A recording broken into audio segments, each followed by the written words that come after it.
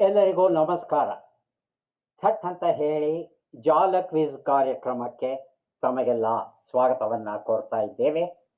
ಇಂದಿನ ಕಾರ್ಯಕ್ರಮದಲ್ಲಿ ಯಾರ್ಯಾರು ಯಾವ ರಾಜ್ಯಗಳಿಂದ, ಜಿಲ್ಲೆಗಳಿಂದ, ಪ್ರದೇಶಗಳಿಂದ ಭಾಗವಹಿಸ್ತಾ ಇದ್ದಾರೆ ಅವರ ಪರಿಚಯ ಮಾಡಿಕೊಂಡು ಕಾರ್ಯಕ್ರಮವನ್ನು ಮುಂದುವರಿಸೋಣ. ನಮ್ಮ ಕಾರ್ಯಕ್ರಮದ ಮೊದಲ ಸ್ಪರ್ಧಿ. ನಮಸ್ಕಾರ ಸರ್, ನನ್ನ ಹೆಸರು ಮಾರುತಿ ರತ್ನಪ್ಪ ಉಜರತಿ ಅಂತ. ಮೂಲತಃ ನಾನು ಯಾದಗಿರಿ ಜಿಲ್ಲೆಯ ಸುರಪುರದವನು. ಶಿಕ್ಷಣಾಧಿಕಾರಿಯಾಗಿ ಕಾರ್ಯನಿರ್ವಹಿಸ್ತಾ ಇದ್ದು ಸದ್ಯ ನಾನು ಕಲಬುರಗಿ ಜಿಲ್ಲೆಯಲ್ಲಿ ವಾಸವಾಗಿದ್ದೀನಿ ಸರ್. ತುಂಬಾ ಸಂತೋಷ ಮಾರುತಿ ಅವರೇ, ಕಾರ್ಯಕ್ರಮಕ್ಕೆ ಸ್ವಾಗತವನ್ನ ಕೋರ್ತಾ ಇದ್ದೇವೆ. ತಮಗೆ ಮುಂದಿನ ಸ್ಪರ್ಧೆ. ಧನ್ಯವಾದಗಳು. ನಮಸ್ಕಾರ, ನನ್ನ ಹೆಸರು ಡಾಕ್ಟರ್ ಸ್ವಾತಿ ಅಂತ. ಮೂಲತಃ ಕೇರಳದ ಕಾಸರಗೋಡು ಜಿಲ್ಲೆಯವಳು. ಈಗ ಚೆನ್ನೈಯಲ್ಲಿ ವಾಸವಾಗಿದ್ದೇನೆ. ಅನ್ವಯಿಕ ಭಾಷಾಶಾಸ್ತ್ರದಲ್ಲಿ ಡಾಕ್ಟರೇಟ್ ಪದವಿ ಪಡೆದು ಸದ್ಯ ಒಂದು ಖಾಸಗಿ ಸಂಸ್ಥೆ ಉದ್ಯೋಗಿಯಾಗಿದ್ದೇನೆ. ನನ್ನ ಹವ್ಯಾಸಗಳು ದಿನಪತ್ರಿಕೆ ಓದುವುದು, ಪುಸ್ತಕಗಳನ್ನು ಓದುವುದು, ಕರ್ನಾಟಕ ಶಾಸ್ತ್ರೀಯ ಸಂಗೀತವನ್ನು ಆಲಿಸುವುದು ಹಾಗೂ ಥಟ್ ಅಂತ ಹೇಳಿ ಕಾರ್ಯಕ್ರಮವನ್ನು ತಪ್ಪದೇ ವೀಕ್ಷಿಸುವುದು. ತುಂಬಾ ಸಂತೋಷ ಡಾಕ್ಟರ್ ಸ್ವಾತಿ ಅವರೇ, ಕಾರ್ಯಕ್ರಮಕ್ಕೆ ಸ್ವಾಗತವನ್ನ ಕೋರ್ತಾ ಇದ್ದೇವೆ. ತಮಗೆ ನಮ್ಮ ಮೂರನೆಯ ಸ್ಪರ್ಧಿ. ನಮಸ್ಕಾರ, ನಾನು ಪ್ರಮೋದ್ ಕೆ. ನಾನು ಮೂಲತಃ ಮೈಸೂರಿನವನು. ನಾನು ಭಾರತೀಯ ಸ್ಟೇಟ್ ಬ್ಯಾಂಕ್ನಲ್ಲಿ ಅಧಿಕಾರಿ ವ್ಯವಸ್ಥಾಪಕನಾಗಿ ಮೈಸೂರು ಜಿಲ್ಲೆಯ ಹುಣಸೂರಿನಲ್ಲಿ ಕೆಲಸ ನಿರ್ವಹಿಸುತ್ತಿದ್ದೇನೆ. ನನ್ನ ಹವ್ಯಾಸಗಳು ರಸಪ್ರಶ್ನೆಯಲ್ಲಿ ಭಾಗವಹಿಸುವುದು, ಕ್ರೀಡೆಯಲ್ಲಿ ಬಹಳ ಆಸಕ್ತಿ ಇದೆ, ದಿನಪತ್ರಿಕೆಗಳು ಓದು, ಸಂಗೀತ ಆಲಿಸುವುದು, ಇದೆಲ್ಲ ನನ್ನ ಆಸಕ್ತಿ. ಬಹಳ ಸಂತೋಷ ಪ್ರಮೋದ್, ಕಾರ್ಯಕ್ರಮಕ್ಕೆ ಸ್ವಾಗತವನ್ನ ಕೋರ್ತಾ ಇದ್ದೇವೆ. ಮೂವರು ಸಿದ್ಧವಾಗಿದ್ದೀರಿ ಅಂದರೆ ಕಾರ್ಯಕ್ರಮವನ್ನು ಆರಂಭಿಸೋಣ. ಮೊದಲಿಗೆ ಒಮ್ಮೆ ನಿಯಮಗಳನ್ನು ನೋಡಿಬಿಡೋಣ. ಒಟ್ಟು 12 ಪ್ರಶ್ನೆಗಳು. ಪ್ರತಿ ಸರಿ ಉತ್ತರಕ್ಕೆ ಒಂದು ಪುಸ್ತಕ ಬಹುಮಾನ. ಆಯ್ಕೆಗಳು ಬರುವ ಮೊದಲೇ ಸರಿ ಉತ್ತರವನ್ನು ನೀಡಿದರೆ 2 ಪುಸ್ತಕ ಬಹುಮಾನ. ನಕಾರಾತ್ಮಕ ತಂತ್ರಗಳಿಗೆ ಅವಕಾಶವಿಲ್ಲ. ಇಂದಿನ ಕಾರ್ಯಕ್ರಮದಲ್ಲಿ ನಾವು ನೀಡುವ ಎಲ್ಲ ಪುಸ್ತಕಗಳನ್ನು ನಮಗೆ ಕೊಟ್ಟಿದ್ದಾರೆ ರಾಷ್ಟ್ರೋತ್ಥಾನ ಸಾಹಿತ್ಯದವರು. ಅವರಿಗೆ ಕೃತಜ್ಞತೆಗಳನ್ನು ಸಲ್ಲಿಸುತ್ತಾ ಕಾರ್ಯಕ್ರಮದ ಮೊದಲ ಪುಸ್ತಕ, ಮೊದಲ ಪ್ರಶ್ನೆಯನ್ನು ಈಗ ನೋಡೋಣ. ಶ್ರೀ ನಾರಾಯಣ ಗುರು ಪರಮೇಶ್ವರನ್ ನರಸಿಂಗರಾವ್ ನಾಗರಾಜ್ ಬರೆದಂಥ ಪುಸ್ತಕ ಇದು. ನಮ್ಮ ಪ್ರಶ್ನೆ ಮಾರುತಿ ಅವರಿಗೆ, ರಾಮಾಶ್ವಮೇಧಂ ಕೃತಿಯನ್ನು ಬರೆದ ಮುದ್ದಣನ ಜನ್ಮಸ್ಥಳ ಯಾವುದು? ಆಯ್ಕೆಗಳನ್ನು ಕೊಡ್ತಾ ಇದ್ದೇವೆ. ಆಯ್ಕೆಗಳು: ನಂದಳಿಕೆ, ಆತ್ಮಕೂರು, ಕೋಳಿವಾಡ, ವೇಮುಲವಾಡ. ನಂದಳಿಕೆ ಇರಬಹುದು. ನಂದಳಿಕೆ ಸರ್. ನಂದಳಿಕೆ ಹೌದಾ? ನೋಡೋಣ. ನಂದಳಿಕೆ ಸರಿಯಾದ ಉತ್ತರ. ನಂದಳಿಕೆ ಲಕ್ಷ್ಮೀನಾರಾಯಣಪ್ಪ ಅನ್ನೋದು ಇವರ ಪೂರ್ಣ ಹೆಸರು. ಮುದ್ದಣ ಅನ್ನೋದು ಮುದ್ದಿನ ಹೆಸರು, ಮನೋರಮೆ ಕೊಟ್ಟದ್ದು. ಇವರು ಮೂಲತಃ ಕವಿಗಳು ಮತ್ತು ಯಕ್ಷಗಾನ ಕರ್ತೃ ಇವರು. ಈ ನಂದಳಿಕೆ ಅನ್ನೋ ಗ್ರಾಮ ಕಾರ್ಕಳದಲ್ಲಿ ಇದೆ. ಕನ್ನಡ ಭಾಷೆ ಒಂದು ಕಸ್ತೂರಿ ಭಾಷೆ ಅಂತ ನಾವೆಲ್ಲ ಬಳಸ್ತಾ ಬಂದಿದ್ದೇವೆ.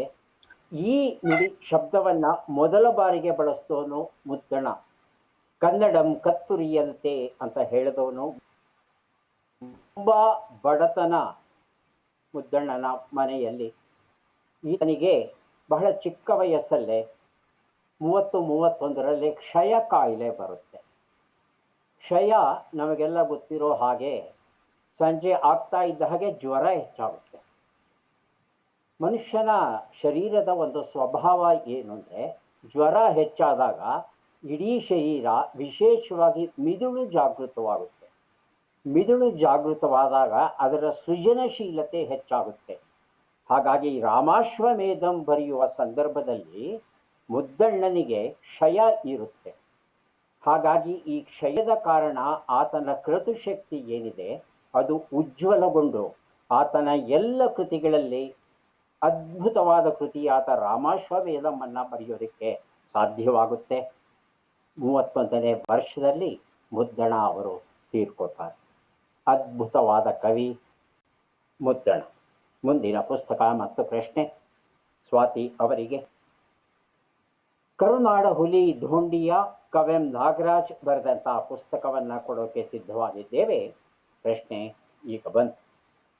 ಶಿವರಾಮ ಕಾರಂತರನ್ನು ಕಡಲ ತೀರದ ಭಾರ್ಗವ ಎಂದು ಯಾರು ಕರೆದರು? ಆಯ್ಕೆಗಳನ್ನು ನೋಡೋಣ. ದ.ರಾ. ಬೇಂದ್ರೆ, ವಿ. ಸೀತಾರಾಮಯ್ಯ, ಕುವೆಂಪು, ಎಂ.ವಿ. ಸೀತಾರಾಮಯ್ಯ. ಯಾರಿರಬಹುದು ಕುವೆಂಪು ಸ್ವಾತಿ ಸರ್. ಅವರು? ಕುವೆಂಪು ಸರ್.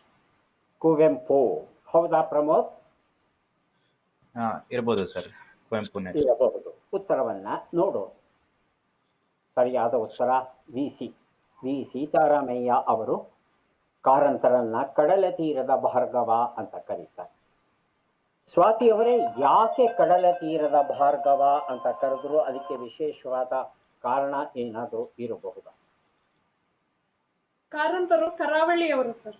ಕರಾವಳಿಯಲ್ಲಿ ಹುಟ್ಟಿ ನಿಜ ಬೆಳೆದರು. ನಿಜ ಆಮೇಲೆ ಅದ್ಭುತ ಯಕ್ಷಗಾನ ಕಲಾವಿದರು. ಇರಬಹುದು. ಆದರೆ ಭಾರ್ಗವ ಅಂತ ಯಾಕೆ ಕೊಟ್ಟರು? ಭಾರ್ಗವ ಅಂದ್ರೆ ಪರಶುರಾಮ. ಪರಶುರಾಮ ಏನ್ ಮಾಡ್ತಾನೆ? ತನ್ನೆಲ್ಲ ಭೂಮಿಯನ್ನ ದಾನ ಮಾಡ್ತಾನೆ. ತಾನು ಗೆದ್ದದ್ದೆಲ್ಲ 21 ಸಲ ಭೂ ಪ್ರದಕ್ಷಿಣೆಯನ್ನ ಮಾಡಿ ಕ್ಷತ್ರಿಯರನ್ನೆಲ್ಲ ಸೋಲಿಸಿ ಅವರ ಸಾಮ್ರಾಜ್ಯವನ್ನೆಲ್ಲ ದಾನ ಮಾಡಿದ್ಮೇಲೆ ಕೆಲವು ಬ್ರಾಹ್ಮಣರು ಬಂದು ಕೇಳ್ತಾರಂತೆ, ನಮಗೆ ಇರೋದಕ್ಕೆ ಸ್ಥಳ ಕೊಡು. ಆಗ ಪರಶುರಾಮ ಬಂದು ಅದುವರೆಗೆ ಇಲ್ಲದೇ ಇರ್ತಕ್ಕಂಥ ಕರಾವಳಿಯನ್ನ ಸೃಷ್ಟಿ ಮಾಡ್ತಾರೆ. ಹೇಗೆ ಮಾಡ್ತಾರೆ? ತಮ್ಮ ಕೈಯಲ್ಲಿ ಇದ್ದಂಥ ಕೊಡಲಿ ಏನಿದೆ ಅದನ್ನ ಸಮುದ್ರಕ್ಕೆ ಎಸಿತಾರೆ. ಎಸೆದ್ಬಿಟ್ಟು ಇಷ್ಟು ಭೂಮಿಯನ್ನ ನನಗೆ ಬಿಟ್ಟು ಕೊಡು ಅಂತ ಸಮುದ್ರ ರಾಜನನ್ನು ಕೇಳಿದಾಗ ಸಮುದ್ರ ಹಿಂದೆ ಸರಿತಂತೆ. ಹಾಗಾಗಿ ಇವತ್ತಿನ ಕರಾವಳಿಯನ್ನ ನಾವೇನೋ ಮಹಾರಾಷ್ಟ್ರ ಅಥವಾ ಗುಜರಾತ್ ಇಂದ ಕೇರಳದ ತುದಿಯವರೆಗೆ ನೋಡ್ತೇವೆ, ಇವೆಲ್ಲವೂ ಪರಶುರಾಮ ಸೃಷ್ಟಿ. ಅಂದ್ರೆ ಅದುವರೆಗೂ ಇಲ್ಲದೆ ಇರ್ತಕ್ಕಂಥ ಹೊಸತನ್ನ ಸೃಷ್ಟಿ ಮಾಡುವ ಶಕ್ತಿ. ನಮ್ಮ ಶಿವರಾಮ ಕಾರಂತರು ಸಹ ಕನ್ನಡ ಸಾಹಿತ್ಯಕ್ಕೆ, ಕನ್ನಡ ಸಂಸ್ಕೃತಿಗೆ ಸಂಬಂಧಪಟ್ಟ ಹಾಗೆ ಅನೇಕ ಹೊಸ ಪ್ರಯೋಗಗಳನ್ನು ಮಾಡ್ತಾರೆ. ತುಂಬ ಜನಕ್ಕೆ ಗೊತ್ತಿಲ್ಲದೆ ಇರತಕ್ಕಂಥ ಮಾಹಿತಿ ಏನು ಅಂತ ಹೇಳ್ತಂದ್ರೆ, ಶಿವರಾಮ ಕಾರಂತರು ಚಲನಚಿತ್ರವನ್ನ ಬಹುಶಃ ಇಡೀ ಭಾರತದಲ್ಲೇ ಮೊದಲ ಬಾರಿಗೆ ಚಿತ್ರೀಕರಿಸಿದವರು.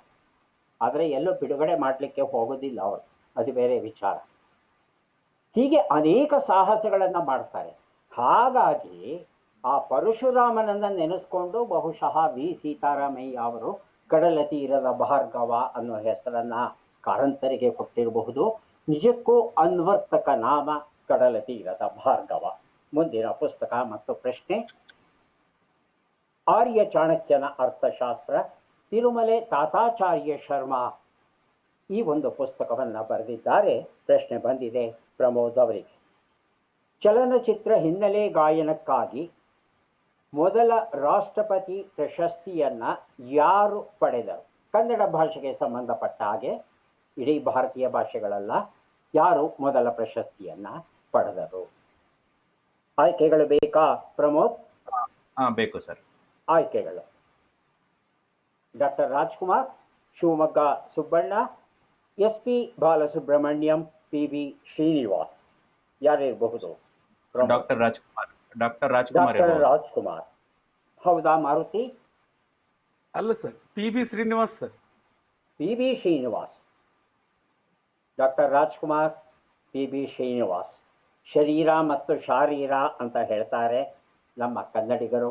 ಹೌದಾ? ನೋಡೋಣ. ಸರಿಯಾದ ಉತ್ತರ ಶಿವಮೊಗ್ಗ ಸುಬ್ಬಣ್ಣ ಅಥವಾ ಶಿವಮೊಗ್ಗ ಸುಬ್ಬಣ್ಣ.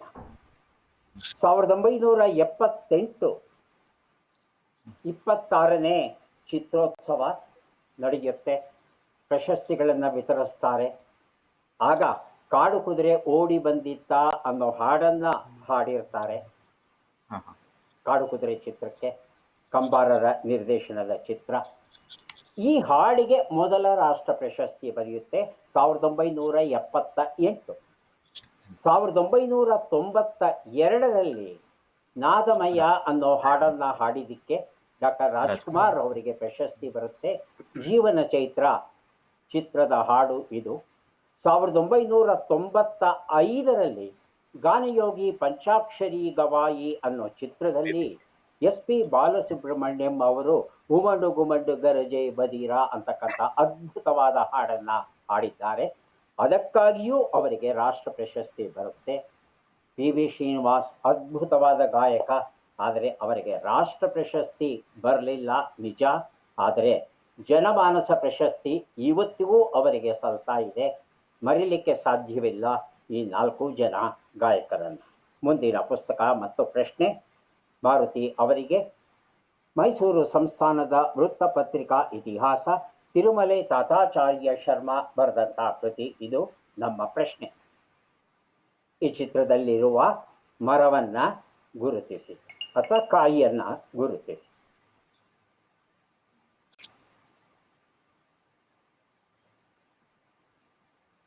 ಆಯ್ಕೆಗಳನ್ನ ನೋಡೋಣ. ಆಯ್ಕೆಗಳು: ಜಾಕಾಯಿ, ಕೋಕಂ, ಮುರುಗಲು, ಉಪ್ಪಾಗೆ. ಯಾವುದಿರಬಹುದು ಮಾರುತಿ? Sir kokum sir. ಕೋಕಂ ಹೌದಾ ಸ್ವಾತಿ? ಮುರುಗಲು ಸರ್. ಮುರುಗಲು ಸರ್ ಖಚಿತವಾಗಿ ಜಾಕಾಯಿ ಗೊತ್ತಾ ಮುರುಗಲು ಅಂತ? ಊಹೆ ಮಾಡ್ತೀವಿ. ಊಹೆ ಮಾಡ್ತಾ ಇದ್ದೀವಿ. ಉತ್ತರವನ್ನ ನೋಡೋಣ. ಸರಿಯಾದ ಉತ್ತರ ಉಪ್ಪಾಗೆ. ಮಲೆನಾಡಲ್ಲಿ, ಕೇರಳದಲ್ಲೂ ಸಹ, ಕರ್ನಾಟಕದಲ್ಲೂ ಸಹ ವಿಶೇಷವಾಗಿ ಬೆಳೆಯುತ್ತೆ ಉಪ್ಪಾಗೆ ಅಂತಕ್ಕಂಥ ಈ ಮರ. ಅದರ ಕಾಯಿಯನ್ನು ನೋಡಿದ್ವಿ. ಗಾರ್ಸಿನಿಯಾ ಕಾಂಬೋಜಿಯಾ ಅಂತ ಇದರ ವೈಜ್ಞಾನಿಕ ನಾಮಧೇಯ. ಈ ಉಪ್ಪಾಗೆಯಿಂದ ತುಪ್ಪವನ್ನು ತಯಾರು ಮಾಡ್ತಾರೆ. ಈ ತುಪ್ಪ ತುಂಬ ಜನ ಆಶ್ಚರ್ಯ ಪಡಬಹುದು. ಏನು ತುಪ್ಪ ಅಂದರೆ ಅದು ಹಸುವಿನಿಂದ, ಪ್ರಾಣಿಗಳ ಹಾಲಿನಿಂದ ಬರೋದಲ್ವಾ? ಗಿಡದಿಂದಲೂ ತುಪ್ಪ ಬರುತ್ತಾ ಅಂದರೆ ಹೌದು, ತುಪ್ಪ ಬರುತ್ತೆ ಗಿಡದಿಂದಲೂ ಸಹ. ಈ ತುಪ್ಪವನ್ನು ದೀಪಗಳಿಗೆ ಬಳಸ್ತಾರೆ, ಹಾಗೆಯೇ ಆಹಾರಕ್ಕೂ ಬಳಸಬಹುದು. ವಿಶೇಷ ಏನು ಅಂದರೆ, ಯಾರು ತುಂಬ ದಪ್ಪ ಇದ್ದಾರೆ, ಕೊಬ್ಬನ್ನು ಕರಗಿಸ್ಕೊಳ್ಳಿಕ್ಕೆ ಈ ಗಾರ್ಸಿನಿಯಾ ಕಾಂಬೋಜಿಯಾನ ಬಳಸೋದು ಉಂಟು. ಹಾಗಾಗಿ ತುಪ್ಪದ ಜೊತೆ ಶರಬತ್ತನ್ನು ಮಾಡ್ತಾರೆ. ವಿಶೇಷವಾಗಿ ಕೇರಳದಲ್ಲಿ ಮತ್ತು ಕೊಡಗುನಲ್ಲಿ ಈ ಉಪ್ಪಾಗೆಯಿಂದ ಮಾಡಿದಂಥ ರಸ ಏನಿದೆ, ಆ ರಸವನ್ನು ಮಾಂಸ ಪದಾರ್ಥಗಳ ತಯಾರಿಕೆಯಲ್ಲಿ, ವಿಶೇಷವಾಗಿ ಹಂದಿ ಮಾಂಸದ ತಯಾರಿಕೆಯಲ್ಲಿ, ಆಹಾರಗಳ ತಯಾರಿಕೆಯಲ್ಲಿ ಹುಳಿಗೆ ಬಳಸ್ತಾರೆ. ಇದನ್ನು ವಿಶೇಷವಾದ ರುಚಿ ಕೊಡುತ್ತೆ ಅಂತ ಹೇಳ್ತಾರೆ. ತುಂಬ ಬೆಲೆ ಇದೆ. ಜಾಕಾಯಿ, ಕೋಕಂ, ಮುರುಗಲು, ಉಪ್ಪಾಗೆ ಎಲ್ಲವೂ ಮಲೆನಾಡಲ್ಲಿ ಸಿಗುವಂಥದ್ದೇ. ಕೋಕಂ, ಮುರುಗಲು, ಉಪ್ಪಾಗೆ ಹೆಚ್ಚು ಕಡಿಮೆ ನೋಡಲಿಕ್ಕೆ ಒಂದೇ ಥರನೇ ಇರುತ್ತೆ. ಆದರೆ ಹತ್ತಿರದಿಂದ ಸೂಕ್ಷ್ಮವಾಗಿ ಗಮನಿಸಿದರೆ ಉಪ್ಪಾಗೆ ಗೊತ್ತಾಗುತ್ತೆ. ಉಪ್ಪಾಗೆಯನ್ನು ಒಣಗಿಸಿ ಪುಡಿ ಮಾಡಿ ಅದರಿಂದ ಮಾತ್ರೆಗಳನ್ನು ಮಾಡಿ ಮಾರಾಟ ಮಾಡುವ ಪ್ರಯತ್ನವೂ ಸಹ ನಡೆದಿದೆ. ಮುಂದಿನ ಪುಸ್ತಕ ಮತ್ತು ಪ್ರಶ್ನೆ ಬರ್ತಾ ಇದೆ ಸ್ವಾತಿ ಅವರಿಗೆ. ಭಾರತೀಯ ಗಣಿತಶಾಸ್ತ್ರದ ಹಾಗೂ ಶಾಸ್ತ್ರಜ್ಞರ ಚರಿತ್ರೆ, ವೇಣುಗೋಪಾಲ ಹೇರೂರ್ ಇದನ್ನು ಬರೆದಿದ್ದಾರೆ. ನಾವು ಕೇಳುವ ಪ್ರಶ್ನೆ ಈಗ ಬಂತು. ಪ್ರಶ್ನೆಯನ್ನ ನೋಡುವ. ಈ ಚಿತ್ರದಲ್ಲಿರುವ ಸಸ್ಯವನ್ನ ಗುರುತಿಸಿ. ಚಿತ್ರವನ್ನ ನೋಡುವ.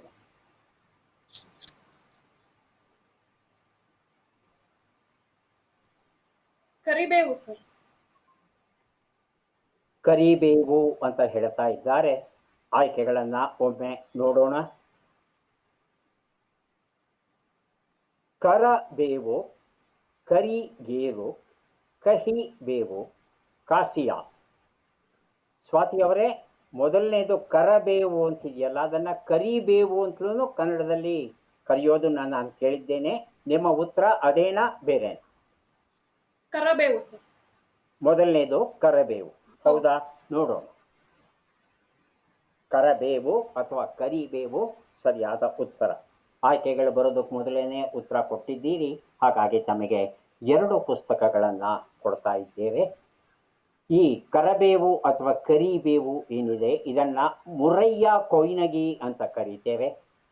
ಈ ಒಂದು ಗಿಡದ ತವರು ಯಾವುದಪ್ಪ? ತವರು ದೇಶ ಅಂದರೆ ನಮ್ಮ ಭಾರತ. ಹಾಗಾಗಿ ಅನಾದಿ ಕಾಲದಿಂದಲೂ ನಾವು ಅಡುಗೆಯಲ್ಲಿ, ಔಷಧದಲ್ಲಿ ಬಳಸ್ತಾ ಬಂದಿದ್ದೇವೆ. ಸಂಭಾರ ಪದಾರ್ಥಗಳಲ್ಲಿ ಈ ಮುರಯ್ಯ ಕೊಯ್ನಗಿ ಸಹ ಒಂದು ಮುಖ್ಯವಾದದ್ದು. ವಿಶೇಷವಾದ ಪರಿಮಳವನ್ನು ಕೊಡುತ್ತೆ ನಮ್ಮ ಅಡುಗೆಗೆ. ಒಗ್ಗರಣೆ ಹಾಕ್ತೇವೆ ಅಂದರೆ ಸಹಜವಾಗಿ ಅದರಲ್ಲಿ ಕರಿಬೇವು ಇರಲೇಬೇಕು. ಕರಿಬೇವು ಇಲ್ಲದ ಒಗ್ಗರಣೆಯನ್ನು ನಾವು ಕಲ್ಪಿಸ್ಕೊಳ್ಳೋದು ಬಹಳ ಕಷ್ಟವಾಗುತ್ತೆ. ಕರಿಬೇವಿಂದ ಚಟ್ನಿ ಪುಡಿ ಮಾಡ್ತಾರೆ, ಚಟ್ನಿ ಮಾಡ್ತಾರೆ. ಕರಿಬೇವಿನ ಪಲಾವ್ ಬಹಳ ಪ್ರಸಿದ್ಧವಾದದ್ದು. ಆಮೇಲೆ ಕರಿಬೇವು ಹಿತ ಮಿತವಾಗಿ ಬಳಸಿದ್ರೆ ಬಹಳ ಒಳ್ಳೆಯದು. ಕೆಲವರು ಹೆಚ್ಚು ಕರಿಬೇವನ್ನು, ಅದರಲ್ಲೂ ಇದು ಸಕ್ಕರೆ ಕಾಳೆಯನ್ನು ನಿಯಂತ್ರಿಸುತ್ತೆ ಅಂತ ದಿನಕ್ಕೆ ಹಿಡಿ ಕರಿಬೇವಿನ ಎಲೆಯನ್ನು ತಿಂತಾರೆ. ಮೂತ್ರಪಿಂಡದಲ್ಲಿ ಕಲ್ಲು ಬೆಳೆಯುವ ಸಾಧ್ಯತೆ ಯಾರಿಗೆ ಇರುತ್ತೋ ಅವರು ಸ್ವಲ್ಪ ಕರಿಬೇವನ್ನು ಹಿತಮಿತವಾಗಿ ಬಳಸೋದು ಬಹಳ ಒಳ್ಳೆಯದು. ಕರಿಬೇವು ಬೇರೆ, ಕಹಿ ಬೇವು ಬೇರೆ, ಇದನ್ನು ಚೆನ್ನಾಗಿ ತಿಳ್ಕೋಬೇಕು. ಕಹಿ ಬೇವನ್ನು ತಿಂದು ಈ ಮಧುಮೇಹವನ್ನು ನಿಯಂತ್ರಿಸುವ ಪ್ರಯತ್ನ ಏನಿದೆ ಅದನ್ನು ಖಂಡಿತ ಮಾಡಬಹುದು. ಮುಂದಿನ ಪುಸ್ತಕ ಮತ್ತು ಪ್ರಶ್ನೆ ಪ್ರಮೋದ್ ಅವರಿಗೆ. ಪ್ರಮೋದ್ ತಮ್ಮ ಪುಸ್ತಕ ಸಫಲ ಜೀವನ ಸೋಪಾನ, ಬಾಬಾ ಪೆರ್ಲಾ ಬರೆದಿರುವಂಥದ್ದು. ನಮ್ಮ ಪ್ರಶ್ನೆ, ಈ ಚಿತ್ರದಲ್ಲಿರುವ ಹೂವನ್ನು ಗುರುತಿಸಿ. ಚಿತ್ರವನ್ನು ನೋಡೋಣ.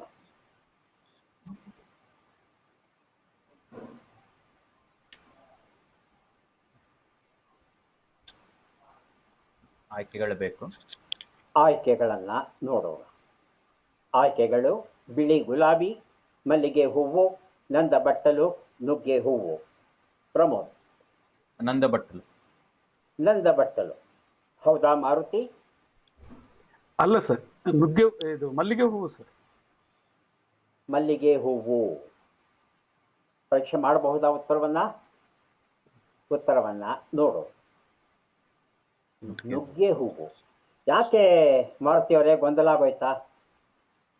ಮೊದಲು ನುಗ್ಗೆ ಅಂದ್ಬಿಟ್ಟು ಮತ್ತೆ ಮಲ್ಲಿಗೆ ಹೋಗ್ಬಿಟ್ರಿ. ನುಗ್ಗೆ ಹೂವು ಎಲೆ ನೋಡಬೇಕು. ಇಲ್ಲಿ ಗೊಂದಲ ಏನಾಗುತ್ತೆ ಅಂತ ಹೇಳ್ತಂದ್ರೆ, ಪ್ರಶ್ನೆಯಲ್ಲೇ ಹೂವನ್ನು ಗುರುತಿಸಿ ಅಂತ ಹೇಳಿದ್ದಾರೆ. ಬರೀ ಹೂವನ್ನು ಮಾತ್ರ ನೋಡೋಣ, ಎಲೆ ನೋಡೋದು ಬೇಡ, ಪರಿಸರ ನೋಡೋದು ಬೇಡ, ಅದರ ರೆಂಬೆ ಕೊಂಬೆ ನೋಡೋದು ಬೇಡ. ಈ ರೀತಿಯಾದ ಚಿತ್ರ ಅನಿಸಿಕೆ ಮನಸ್ಸಲ್ಲಿ ಮೂಡುತ್ತೆ. ಇದು ಮನುಷ್ಯನ ಮಿದುಳಿನ ಒಂದು ದೌರ್ಬಲ್ಯ. ಇದು ಕೇಳದಷ್ಟೇ ಮಾಡುತ್ತೆ, ಅದಕ್ಕಿಂತ ಹೆಚ್ಚಿನದಿರಬಹುದು ಅಂತ ಆಲೋಚನೆ ಮಾಡಲಿಕ್ಕೆ ಹೋಗಲ್ಲ. ಆದರೆ ಮಿದುಳನ್ನು ತರಬೇತಿಗೊಳಿಸಿದ್ರೆ ಪ್ಯಾರಲಲ್ ಥಿಂಕಿಂಗ್ ಅಂತ ಹೇಳ್ತಾರೆ. ಕಾರ್ಪೊರೇಟ್ ಕಲ್ಚರಲ್ಲಿ ಬಹಳ ಮುಖ್ಯವಾದದ್ದು ಪ್ಯಾರಲಲ್ ಥಿಂಕಿಂಗ್. ಆ ಪ್ಯಾರಲಲ್ ಥಿಂಕಿಂಗ್ ಹೇಳ್ಕೊಡೋರಿಗೆ ಇದು ಚೆನ್ನಾಗಿ ಗೊತ್ತಾಗುತ್ತೆ. ಹೂವನ್ನು ಗುರುತಿಸಿ ಅಂತ ಪ್ರಶ್ನೆ ಕೇಳಿದರೆ ಬರೀ ಹೂವನ್ನು ಮಾತ್ರ ಅಲ್ಲ, ಆ ಹೂವನ್ನು ಗುರುತಿಸೋದಕ್ಕೆ ಸಹಾಯ ಆಗಬಹುದಾದ ಎಲೆ ಇದೆಯಾ, ರೆಂಬೆ ಕೊಂಬೆ ಇದೆಯಾ, ಮುಳ್ಳಿದೆಯಾ, ಅಥವಾ ಜೇನ್ನೊಣ ಇತ್ಯಾದಿಗಳೇನಾದರೂ ಇದೆಯಾ, ಅಥವಾ ಹಿನ್ನೆಲೆಯಲ್ಲಿ ಬೇರೆ ಏನಾದರೂ ಇದೆಯಾ, ಇವೆಲ್ಲವನ್ನೂ ಹುಡುಕ್ಬೇಕಾಗುತ್ತೆ. ಸಾಧ್ಯ, ಎಲ್ಲರೂ ಮಾಡ್ಬೋದು, ಆದರೆ ತರಬೇತಿಗೊಳಿಸ್ಬೇಕಷ್ಟೆ ಮಿದುಳನ್ನು. ನಮಗೆಲ್ಲ ಗೊತ್ತಿರೋ ಹಾಗೆ ನುಗ್ಗೆ ಎಲೆ, ನುಗ್ಗೆ ಕಾಯಿ, ನುಗ್ಗೆ ಹೂವು ಇವೆಲ್ಲವೂ ಸಹ ಉತ್ತಮ ಕಬ್ಬಿಣದ ಅಂಶವನ್ನು ಪಡೆದಿರುತ್ತೆ. ಹಾಗಾಗಿ ನಮ್ಮ ದೈನಂದಿನ ಅಡುಗೆಯಲ್ಲಿ ನುಗ್ಗಿಗೆ ವಿಶೇಷವಾದ ಸ್ಥಾನವನ್ನು ಕೊಡೋದರಲ್ಲಿ ಅರ್ಥವಿದೆ. ಮುಂದಿನ ಪುಸ್ತಕ ಮತ್ತು ಪ್ರಶ್ನೆಯನ್ನು ನೋಡೋಣ. ಭಾರತೀಯ ಸಂಸ್ಕೃತಿ, ಸಾನೆ ಗುರೂಜಿ ಬರೆದಂತಹ ಪುಸ್ತಕ. ನಮ್ಮ ಪ್ರಶ್ನೆ, ಈ ಅಕ್ಷರಗಳನ್ನು ಜೋಡಿಸಿ. ಅಕ್ಷರಗಳು: ಬ, ಬೆ, ಗ, ರಿ, ನ, ಲೋ, ಲ, ಅ. ಮಾರುತಿ. ಸ್ವಾತಿ ಅವರು ಸಹ ಉತ್ತರವನ್ನು ಹೇಳೋದಕ್ಕೆ ಸಿದ್ಧತೆಯನ್ನು ನಡೆಸಬಹುದು, ಆದರೆ ಮೊದಲ ಅವಕಾಶ ಮಾರುತಿ ಅವರಿಗೆ. ಮಾರುತಿ, ಉತ್ತರ.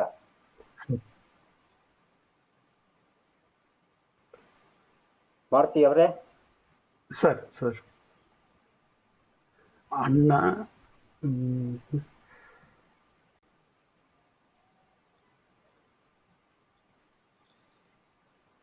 ಗೊತ್ತಾಗ್ತಾ ಇಲ್ವಾ? ಸ್ವಾತಿ ಅವ್ರನ್ನ ಕೇಳ. ಸ್ವಾತಿ ಅವರು. ಸರಿ.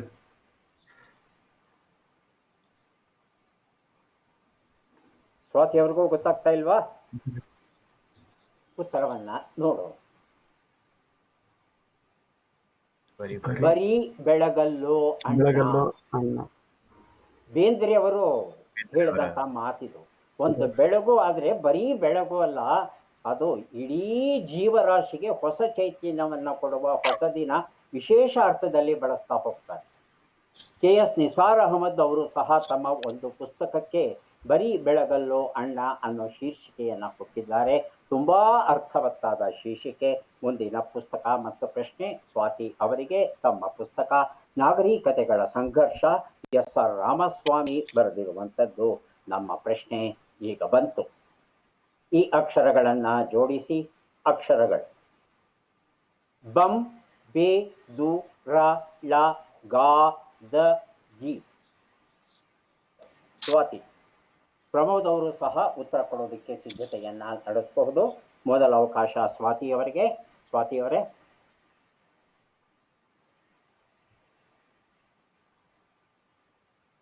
ಬೆಳದುರಗಿ ಬಂದಾಗ. ಹಾ ಹಾ ಹಾ ಹಾ ಹಾ 8 ಅಕ್ಷರ ಬೇಕು ನಮಗೆ.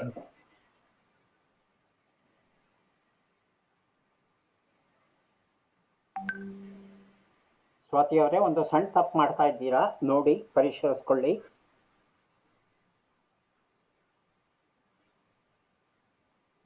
ಪ್ರಮೋದ್, ತಮಗೆ ಗೊತ್ತಾಯ್ತಾ? ಬೆಳಗಿರದ ಬಂಗಾರ. ಅಲ್ಲ ಸರ್, ಹೆಚ್ಚು ಬೆಳಗಿದ ಶಬ್ದ ಬಂಗಾರ. ಬೇಡ ನಮಗೆ. ಬೆಳಗಿದ ಬಂಗಾರ. ಬೆಳಗಿದ ಹೆಚ್ಚು ಬಂಗಾರ ಶಬ್ದ. ಸರ್. ಬೆಳಗಿದ ಬಂಗಾರ ಏನ್ ಹಾಗಂದ್ರೆ? ತಾವು ದೂ ಶಬ್ದನ ಬಿಟ್ಬಿಟ್ಟಿದ್ದೀರಿ. ಉತ್ತರವನ್ನ ನೋಡೋಣ. ಬಂಗಾರದ ಬೆಳಗಿದು. ಬಂಗಾರದ ಹಾಗೆ ಆ ಎಳೆ ಬಿಸಿಲು ಬಂಗಾರದ ಹಾಗೆ ಚಿನ್ನದ ರೇಖೆಗಳ ಹಾಗೆ ಕಂಡಿದೆ ನಮ್ಮ ಕವಿಗೆ. ಮುಂದಿನ ಪುಸ್ತಕ ಮತ್ತು ಪ್ರಶ್ನೆ ಪ್ರಮೋದ್ ಅವರಿಗೆ. ಪ್ರಮೋದ್, ತಮ್ಮ ಪುಸ್ತಕ ಅಗ್ನಿಪಥಿಕೆ ನಿವೇದಿತ, ಎಸ್ ಆರ್ ರಾಮಸ್ವಾಮಿ ಬರೆದಿರುವಂಥದ್ದು ನಮ್ಮ ಪ್ರಶ್ನೆ. ಈ ಅಕ್ಷರಗಳನ್ನ ಜೋಡಿಸಿ ಅಕ್ಷರಗಳು ಸ, ನಿ, ಮ, ಲು, ಲು, ಸ, ಮ, ಹಿ. ಮಾರುತಿ ಅವರು ಸಹ ಉತ್ತರ ಕೊಡೋದಕ್ಕೆ ಸಿದ್ಧರಾಗಬಹುದು.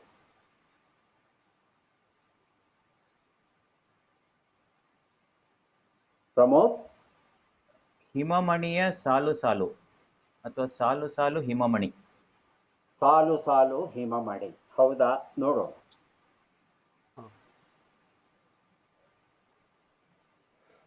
ಸಾಲು ಸಾಲು ಹಿಮಮಣಿ ಉತ್ತರ ಸರಿಯಾಗಿದೆ. ಪುಸ್ತಕವನ್ನ ಪ್ರಮೋದ್ ಅವರಿಗೆ ಕೊಟ್ಟಿದ್ದೇವೆ. ಮುಂದಿನ ಪುಸ್ತಕ ಮತ್ತು ಪ್ರಶ್ನೆ ಮಾರುತಿ ಅವರಿಗೆ. ಚಟ್ ಪಟ್ ತಿನ್ಕುರುಳಿ ಈಗ ಬರ್ತಾ ಇದೆ. 5 ಪ್ರಶ್ನೆ, 5 ಸರಿ ಉತ್ತರ, 5 ಪುಸ್ತಕ. ಮೊದಲ ಅವಕಾಶ ಮಾರುತಿ ಅವರಿಗೆ. ತಮ್ಮ ಮೊದಲ ಪ್ರಶ್ನೆ ಈಗ ಬಂತು. ಮಹದೇಶ್ವರ ಬೆಟ್ಟವು ಯಾವ ಜಿಲ್ಲೆಯಲ್ಲಿದೆ? ಮೈಸೂರು ಜಿಲ್ಲೆ, ಚಾಮರಾಜನಗರ ಜಿಲ್ಲೆ? ಚಾಮರಾಜನಗರ ಸರ್, ಚಾಮರಾಜನಗರ ಜಿಲ್ಲೆ. ಮುಂದಿನ ಪ್ರಶ್ನೆ, ಕಾಳಹಸ್ತಿ ಮತ್ತು ಹೆಬ್ಬೆ ಜಲಪಾತಗಳು ಯಾವ ಗಿರಿಧಾಮದಲ್ಲಿದೆ? ಮಡಿಕೇರಿ, ಕೆಮ್ಮಣ್ಣುಗುಂಡಿ? ಮಡಿಕೇರಿ ಸರ್. ಮುಂದಿನ ಪ್ರಶ್ನೆ, ಮೋರ್ಚಿಂಗ್ ಎನ್ನುವ ಕನ್ನಡ ಶಬ್ದದ ಮೂಲವು ಯಾವ ಭಾಷೆಯಲ್ಲಿ ಇದೆ ಎನ್ನಲಾಗಿದೆ? English sir. ಮುಂದಿನ ಪ್ರಶ್ನೆ, ಈ ಗಾದೆಯನ್ನ ಪೂರ್ಣಗೊಳಿಸಿ. ತೊಟ್ಟಿಲನ್ನು ತೂಗುವ ಕೈ ಜಗತ್ತನ್ನೇ ತೂಗೀತು ಸರ್. ಮುಂದಿನ ಪ್ರಶ್ನೆ, ಈ ಒಗಟನ್ನ ಬಿಡಿಸಿ. ಬಾಯಿ ಇಲ್ಲದ ಬಳ್ಳಿ ಬಾರಿ ಬಾರಿಗೂ ಮಾತಾಡುತ್ತೆ. ಯಾವುದು ಈ ಬಳ್ಳಿ? ಉತ್ತರವನ್ನ ನೋಡ್ತಾ ಹೋಗೋಣ. ಒಂದು ಉತ್ತರ ಚಾಮರಾಜನಗರ, ಉತ್ತರ ಸರಿಯಾಗಿದೆ. 2 ಉತ್ತರ ಕೆಮ್ಮಣ್ಣುಗುಂಡಿ ಆಗಿತ್ತು, ಮಡಿಕೇರಿ ಅಲ್ಲ. 3 ಉತ್ತರ ಹಿಂದಿ ಭಾಷೆಯಿಂದ ಬಂದ ಶಬ್ದ ಅದು. 4 ಉತ್ತರ ಜಗತ್ತನ್ನು ಆಳಬಲ್ಲದು, ತೂಗಬಲ್ಲದು. 2 ಪ್ರಯೋಗ ಕನ್ನಡದಲ್ಲಿ ಉಂಟು. ಉತ್ತರ ಸರಿ ಅಂತ ಸ್ವೀಕರಿಸ್ತೇವೆ. 5ನೇದು ಟೆಲಿಫೋನ್. ಹಳೆ ಕಾಲದ ಟೆಲಿಫೋನ್ ಇತ್ತಲ್ಲ, ಅದಕ್ಕೆ ಉದ್ದ ವೈರ್ ಇರ್ತಾ ಇತ್ತು, ಅದು ಬಳ್ಳಿ ಅಂತ ಕಂಡಿದೆ ನಮ್ಮ ಕವಿಗೆ. ಹಾಗಾಗಿ ಬಾಯಿ ಇಲ್ಲದ ಬಳ್ಳಿ ಬಾರಿ ಬಾರಿಗೂ ಮಾತಾಡುತ್ತೆ ಅಂತ ಹೇಳಿದ್ದಾರೆ. ಎಷ್ಟು ಪ್ರಶ್ನೆಗೆ ಸರಿ ಉತ್ತರ ಆಯಿತು ಮಾರುತಿ? 2 ಪ್ರಶ್ನೆ ಸರ್. 2 ಪ್ರಶ್ನೆಗೆ ಸರಿ ಉತ್ತರ ಕೊಟ್ಟಿದ್ದೀರಿ. ಸ್ವಾತಿಯವರೇ, ತಮ್ಮ 5 ಪ್ರಶ್ನೆಗಳು ಈಗ ಬರ್ತಾ ಇದೆ. ಮೊದಲ ಪ್ರಶ್ನೆ, ಕನ್ನಡ ಇಂಗ್ಲಿಷ್ ನಿಘಂಟು ಕೇಶಿರಾಜ ಶಬ್ದಮಡಿ ದರ್ಪಣ ನಾಗವರ್ಮನ ಚಂದೋಂಬುದಿಯನ್ನ ಯಾರು ಆಧುನಿಕ ಕನ್ನಡಕ್ಕೆ ಪರಿಚಯ ಮಾಡಿಕೊಟ್ರು? ಫರ್ಡಿನಂಡ್ ಕಿಟಲ್, ರೆವರೆಂಡ್ ಝೀಗ್ಲರ್? ಫರ್ಡಿನಂಡ್ ಕಿಟಲ್. ಮುಂದಿನ ಪ್ರಶ್ನೆ, ಮಹಾಸೀರ್ ಮೀನು ದೊರೆಯುವ ಕಾವೇರಿ ಫಿಶಿಂಗ್ ಕ್ಯಾಂಪ್ ಎಲ್ಲಿದೆ? ತಲಕಾವೇರಿ, ಭೀಮೇಶ್ವರಿ? ಭೀಮೇಶ್ವರಿ. ಮುಂದಿನ ಪ್ರಶ್ನೆ, ರಾಜಾರೋಷ ಎನ್ನುವ ಕನ್ನಡ ಶಬ್ದದ ಮೂಲ ಯಾವ ಭಾಷೆಯಲ್ಲಿ ಇದೆ ಎನ್ನಲಾಗಿದೆ? ಹಿಂದಿ. ಮುಂದಿನ ಪ್ರಶ್ನೆ. ಈ ಗಾದೆಯನ್ನ ಪೂರ್ಣಗೊಳಿಸಿ. ಬೆಳ್ಳಗಿರುವುದೆಲ್ಲ ಬೆಳ್ಳಗಿರುವುದೆಲ್ಲ ಹಾಲಲ್ಲ. ಮುಂದಿನ ಪ್ರಶ್ನೆ. ಈ ಒಗಟನ್ನ ಬಿಡಿಸಿ. ಬಿಳಿ ಕುದುರೆಗೆ ಹಸಿರು ಬಾಲ. ಮಲ್ಲಿಗೆ ಹೂವು ಮತ್ತು ದಂಟು. ಮಲ್ಲಿಗೆ ಹೂವು ಮತ್ತು ದಂಟು. ಮಲ್ಲಿಗೆ ಹೂವು ಮತ್ತು ದಂಟು. ಮಲ್ಲಿಗೆ ದಂಟಿರುತ್ತಾ? ನನಗೆ ಗೊತ್ತಿಲ್ಲ. ಉತ್ತರವನ್ನ ನೋಡ್ತಾ ಹೋಗೋಣ. ಫರ್ಡಿನಂಡ್ ಕಿಟಲ್ ಉತ್ತರ ಸರಿಯಾಗಿದೆ. ಭೀಮೇಶ್ವರಿ ಉತ್ತರ ಸರಿಯಾಗಿದೆ. ರಾಜಾರೋಷ ಮರಾಠಿಯಿಂದ ಕನ್ನಡಕ್ಕೆ ಬಂತು. ಹಾಲಲ್ಲ ಅನ್ನೋದು ಸರಿಯಾದ ಉತ್ತರ. 5ನೇ ಪ್ರಶ್ನೆಗೆ ಉತ್ತರ ಮೂಲಂಗಿ. ಮೂಲಂಗಿ ಹಸಿರು ಎಲೆಗಳನ್ನು ಹೊಂದಿರುತ್ತೆ. ಅದು ಬಾಲದ ಹಾಗೆ ಕಂಡಿದೆ. 3 ಪ್ರಶ್ನೆಗಳಿಗೆ ಸರಿಯಾದ ಉತ್ತರ ಕೊಟ್ಟಿದ್ದೀರಿ. 3 ಪುಸ್ತಕ ತಮಗೆ ಕೊಡ್ತಾ ಇದ್ದೇನೆ. ಈಗ ಅವಕಾಶ ಪ್ರಮೋದ್ ಅವರಿಗೆ. ತಮ್ಮ 5 ಪ್ರಶ್ನೆಗಳು. ಮೊದಲ ಪ್ರಶ್ನೆ ಈಗ ಬಂತು. ಮೊದಲ ಪ್ರಶ್ನೆ. ಕರ್ನಾಟಕದಲ್ಲಿ ವೇದಾವತಿ ನದಿಯ ಪಾತ್ರದಲ್ಲಿ ಯಾವ ಜಿಲ್ಲೆ ಇದೆ? ಚಿತ್ರದುರ್ಗ, ಶಿವಮೊಗ್ಗ? ಚಿತ್ರದುರ್ಗ. ಮುಂದಿನ ಪ್ರಶ್ನೆ. ರನ್ನನ ಸಾಹಸ ಭೀಮ ವಿಜಯಕ್ಕೆ ಇರುವ ಮತ್ತೊಂದು ಹೆಸರು ಗದಾಯುದ್ಧ, ಊರು ಭಂಗ? ಗದಾಯುದ್ಧ. ಮುಂದಿನ ಪ್ರಶ್ನೆ. ಸಾರೋಟು ಎಂಬ ಕನ್ನಡ ಶಬ್ದದ ಮೂಲ ಯಾವ ಭಾಷೆಯಲ್ಲಿದೆ? ಮರಾಠಿ. ಮುಂದಿನ ಪ್ರಶ್ನೆ. ಸಜ್ಜನರ ಸಂಘ?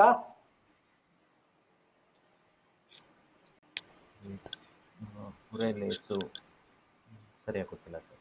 ಮುಂದಿನ ಪ್ರಶ್ನೆ. ಈ ಒಗಟನ್ನ ಬಿಡಿಸಿ. ಕಾಲ ಕಳೆದು ಹೋದರೂ ಉಳಿಯುತ್ತದೆ, ಮೇದಷ್ಟು ಮತ್ತೆ ಚಿಗುರುತ್ತದೆ. ಕಾಲ ಕಳೆದು ಹೋದರೂ ಉಳಿಯುತ್ತದೆ, ಮೇದಷ್ಟು ಮತ್ತೆ ಚಿಗುರುತ್ತದೆ.